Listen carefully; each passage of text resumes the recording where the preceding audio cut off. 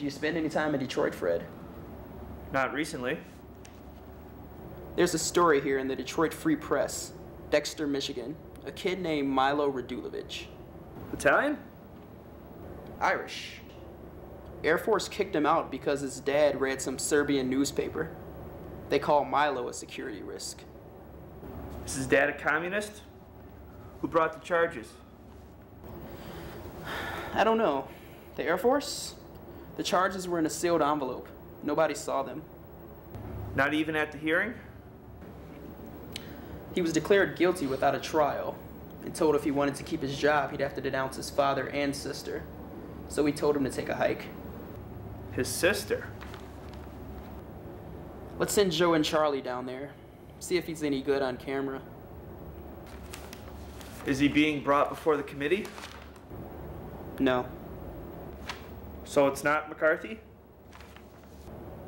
Isn't it?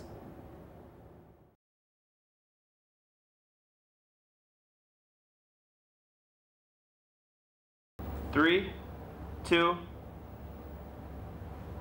The Reed-Harris hearing demonstrates one of the senator's techniques. Twice he said, the American Civil Liberties Union was listed as a subversive front. The Attorney General's list does not and never has listed the ACLU as subversive, nor does the FBI, or any other federal government agency. And the ACLU holds in its files letters of commendation from President Truman, President Eisenhower, and General MacArthur. Earlier, the senator asked, upon what meat this our Caesar feed? Had he looked 3 lines earlier in Shakespeare's Caesar, he would have found this line, which is not altogether inappropriate. The fault, dear Brutus, is not in our stars, but in ourselves. No one familiar with the history of this country can deny that congressional committees are useful. It is necessary to investigate before legislating, but the line between investigating and persecuting is a very fine one, and the junior senator from Wisconsin has stepped over it repeatedly. We must not confuse dissent with disloyalty.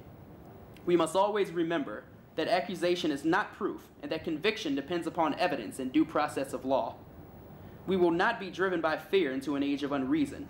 If we dig deep in our history and our doctrine, and remember that we are not descended from fearful men, nor from men who fear to write, to speak, to associate, and to defend the causes that were for the moment unpopular. We proclaim ourselves, as indeed we are, the defenders of freedom wherever it continues to exist in the world, but we cannot defend freedom abroad by deserting it at home. The actions of the junior senator from Wisconsin have caused alarm and dismay amongst our allies abroad and given considerable comfort to our enemies. And whose fault is that? Not really his. He didn't create this situation of fear, he merely exploited it, and rather successfully. Cassius was right. The fault, dear Brutus, is not in our stars, but in ourselves. Good night, and good luck.